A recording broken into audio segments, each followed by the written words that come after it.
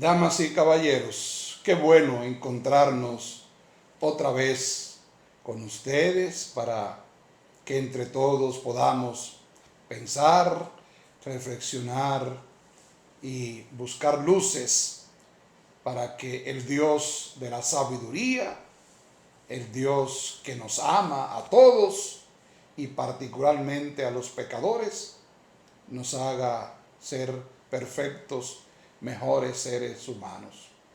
En este domingo que el Señor nos invita a reflexionar sobre su palabra y que históricamente hoy recordamos ese fatídico accidente, un día como hoy, un 11 de septiembre, donde la violencia colmó el ambiente y muchos seres humanos, por capricho de otros, perdieron la vida y todo lo que esto significa. Pero la generosidad de Dios con los pecadores hoy también nos invita a nosotros a tomar carta en el asunto, nos invita a revisar en qué medida nosotros utilizamos la violencia como camino para resolver nuestras diferencias.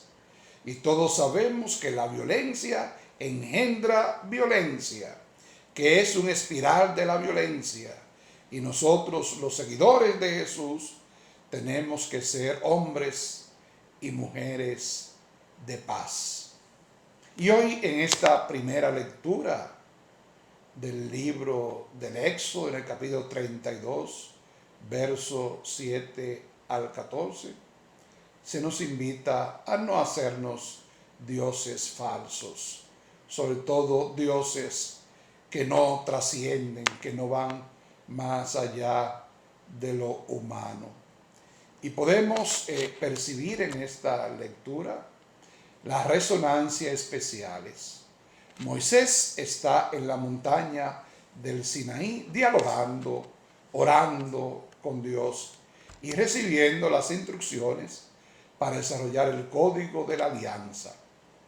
Y esas resonancias son valoradas de forma variada en una lectura crítica del texto.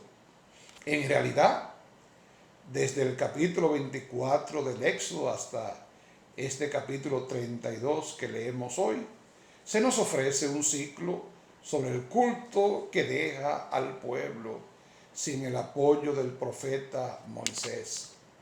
Entonces el pueblo, alentado por Aarón, se hace un becerro de oro. Ya es significativa esta separación, ese momento de Moisés lejos del pueblo. Sin la voz profética que le señale el camino, el pueblo se pierde. Por eso hacen falta las mediaciones humanas. Por eso es necesario entender que Dios escoge a hombres para salvar a los hombres. Dios llama a algunos para que orienten y sean instrumento de salvación para los otros. Ese pueblo que se pierde, que pierde el contacto, que pierde la mediación, que pierde la oración y ahora actúa de espalda a Dios. Pero un Dios que reprocha a Moisés la actitud del pueblo y Moisés, sin bajar a conocer la realidad, intercede ante Dios y éste perdona al pueblo de la alianza. ¿Qué significa todo esto? Son muchas las corrientes y actitudes que se le quieren representar en esta lectura. ¿Quién es el Dios de Israel? Un ser libre, absolutamente libre. El pueblo se hace un Dios a su antojo. Recurre a un Dios tangible, manipulable, como una estatua, y para poderlo manejar. Cuando no se escucha la voz de Dios cercana, el hombre se pierde, se hace un Dios, pero un Dios que ni siente ni padece. Sin duda que todo esto está presente en esta escena famosa del becerro de oro. Este fue el primer pecado del pueblo de la alianza. Después de este gran acontecimiento liberador del Éxodo, pero el Dios de Israel sabe perdonar, aunque exija fidelidad, sabe los límites, sabe la poquedad, sabe y conoce nuestras miserias. Y aunque ese Dios conoce tu pecado, tus límites, tu miseria, apuesta, te llama por tu nombre, no por tu pecado, no por tu vicio, y te da la esperanza, te tiende la mano para que sea fiel. Y aunque algunas veces va a caer, Dios te va a levantar. Y los hermanos estamos para levantarnos los unos a los otros, nunca para empujar, nunca para criticar, nunca para aprovecharnos del fracaso ajeno. Todo lo contrario, somos una comunidad, somos una iglesia, y cuando un hermano peca, todos pagamos la consecuencia de ese pecado del hermano, porque nos está empecatando, por así decir. Y cuando un hermano está en gracia, todos estamos participando de la vida divina. Ese es también un aspecto importante a tomar en cuenta. Y por eso en el sacramento de la reconciliación, un punto de ese sacramento es la confesión. Es decir al otro, a los demás, a los seres humanos, reconocer sus errores, previo un arrepentimiento. En la segunda lectura seguimos leyendo esta primera carta del apóstol Pablo a Timoteo, el apóstol para predicar la gracia. Esta es una densa presentación de la vocación apostólica de Pablo, el que persiguió a la iglesia por ignorancia de que en Cristo Jesús estaba la salvación del hombre y la suya propia.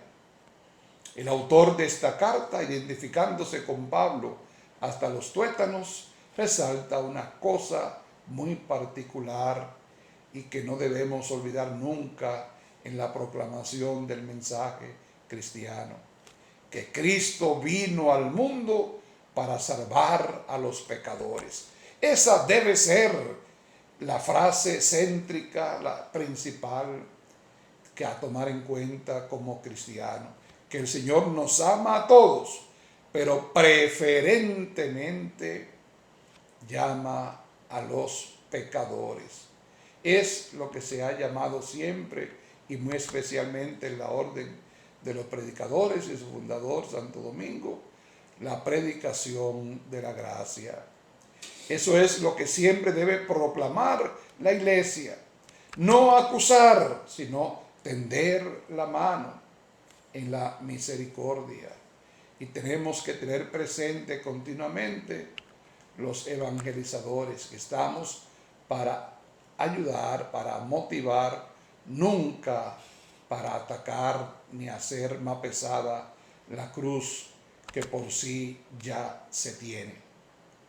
Seguimos en esta semana y en este ciclo en que estamos leyendo el Evangelio de Lucas, y ahora nos encontramos en el capítulo 15, donde reflexionamos a un Jesús que nos habla de Dios. El Evangelio de hoy nos lleva a lo que se ha llamado con razón el corazón del Evangelio de Lucas, específicamente este capítulo 15, donde se nos van a presentar 3 parábolas que componen este capítulo. Hoy la lección se puede leer también estas 3 parábolas, y ojalá que la podamos leer, sobre todo aquella hermosa parábola del Padre misericordioso, donde vamos a ver en estas parábolas el gran regalo de Dios a nosotros, esa misericordia tan importante y tan útil para nosotros. La parábola esta del hijo pródigo, pero en realidad esta parábola se lee mejor en el tiempo, en otro tiempo de Cuaresma, pero sería bueno que uno también la pudiera leer completa y reflexionarla en cada detalle. En cada caso, Lucas, en este capítulo, es la narración céntrica de este evangelista como corazón. Es el que impulsa la vida, el ardor, la fuerza del evangelio, de la predicación de Jesús. Es un capítulo que se confecciona para responder a las acusaciones críticas de los que escuchan y ven a Jesús actuar de una forma que pone en evidencia su concepción de Dios y de la religión. Es un Dios misericordioso. Otra gran parábola que leemos en este capítulo es de la oveja perdida, y la tercera sobre la dracma.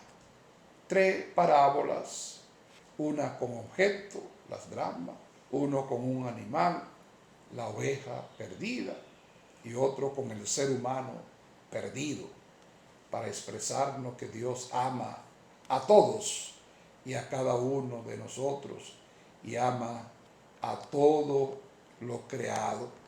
Y esta parábola, una vez más, podemos repetir que nos presentan a un Dios misericordioso y alegre y entusiasmado con la esperanza de que el ser humano pueda responder eficazmente a su amor. Y ese tema de la generosidad y la misericordia de Dios con los pecadores y abandonados. En las 2 narraciones, la del pastor que busca a su oveja perdida, una frente a la 99, y la de la mujer que por una moneda perdida que no vale casi nada, pone pata para arriba toda la casa hasta encontrarla. Se pone en manifiesto una cosa: la alegría por el encuentro. Estas parábolas, juntas a la gran parábola del padre y sus 2 hijos, intentan contradecir muchos comportamientos que parecen legales o religiosos e incluso lógicos, pero que ni siquiera son humanos. El reino de Dios llega por Jesús a todos, pero muy especialmente a los que no tienen oportunidad de ser algo. Jesús, con su comportamiento y con este tipo de predicación profética en parábolas, transmite los criterios de Dios, que son diferentes a nuestros criterios, que son diferentes a nuestra mentalidad. Los que se escandalizan, pues, no entienden de generosidad y de misericordia. Y por ende nos toca también a nosotros ser generosos y misericordiosos con los demás, nunca jueces. Comienza todo con esta aclamación: se acercaban a él todos los publicanos y pecadores. Es muy propio de Lucas subrayar el todos, como en el capítulo 14, 33, cuando decía que quien no se distancia de todos los bienes, también merece la pena tener en cuenta para escucharle. Escuchar a Jesús para aquellos que todo lo tienen perdido debe ser una delicia. También se acercaban, como es lógico, los escribas, los fariseos, pero para espiar, para acechar. Serían estos, según la parábola de Isaías que nos muestra anteriormente, lo que escuchaban, pero no podían entender, porque su corazón estaba cerrado al nuevo acontecimiento del reino de Jesús. Anunciaba en nombre de Dios, el Dios de Israel, el Dios generoso. Con esas palabras le pide Pablo del judaísmo oficial romano, de la sinagoga. No debemos olvidar que en las 3 parábolas de Lucas 15 se quiere hablar expresamente del Dios de Jesús. Por tanto, no solamente en la parábola del padre de los 2 hijos, sino también el del pastor y el de la pobre mujer que pierde su dracma. Así, pues se acercaban a él para escucharlo, los publicanos y pecadores, porque Jesús le presentaba a un Dios del que no le hablaran los escribas y los doctores de la ley. Un Dios que siente una inmensa alegría cuando recupera a los perdidos. Es un Dios del que pueden fiarse todos los hombres. Un Dios que se preocupa personalmente de cada uno. Es un Dios que merece confianza. El Dios de la religión oficial siempre ha sido un Dios sin corazón, sin entraña, sin misericordia, sin poder entender las razones por las cuales alguien se ha perdido o se ha desviado. Es curioso que eso lo tengan que hacer ahora las terapias psicológicas y no esté presente en la experiencia religiosa oficial. No se trata de decir que Dios ama a los malos, o ama más a los malos que a los buenos. Eso sería una infamia de un fundamento religioso irracional. Lo que Dios hace, según el evangelista Lucas, es comprender por qué la terapia del reino debe ser la clave del cristianismo. Y la mejor manera para abandonar la vida sin sentido no es hablar de un Dios inmisericordia, sino del Dios real de Jesús, que espera siempre sentir la alegría por la vuelta, por la recomposición de la existencia, de la dignidad personal. Que nosotros podamos hoy y en esta semana reflexionar y hacer eco en nuestra existencia, en nuestra vida, y preguntarnos: ¿cómo yo practico la misericordia? ¿Cómo yo me comporto con los cercanos, con los lejanos, en la sociedad, en el trabajo, con los que piensan distintos? ¿Cómo yo me comparo con los otros? Ellos son los pecadores y yo soy el salvo. ¿Ya yo estoy salvado? ¿O todos tenemos que apelar a la gran misericordia de Dios? Ojalá que podamos también nosotros hacer lo mismo. Feliz semana para todos. Hombres nuevos, creadores de la historia.